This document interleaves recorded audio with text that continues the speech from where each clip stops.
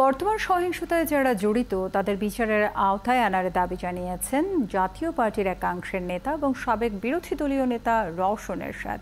শনিবার বনানীর সেতু ভবন ও মহাখালীর টোল প্লাজা পরিদর্শন করে এসব কথা বলেন তিনি আরও বলেন, সহিংসতায় জড়িতদের কাউকে যেন ছাড় দেয়া না হয়। এ সময় সহিংসতা রোধে গোয়েন্দা সংস্থার কোনো ব্যর্থতা আছে কিনা তা খতিয়ে দেখতে সরকারের প্রতি আহ্বান জানান জাতীয় পার্টির একাংশের মহাসচিব মামুনুর রশিদ। ক্ষয়ক্ষতি হওয়ার তো কোনো দরকার ছিল না। খামাখাই কথাগুলো করে মানুষের ক্ষয়ক্ষতি করেছে এবং এটা দেশের ক্ষতি হয়েছে, শুধু মানুষের না, দেশের ক্ষতি হয়েছে। একটা বিরাট ক্ষত হয়ে গেছে বাংলাদেশের মাঝে। এই ক্ষতি পূরণ হবার না।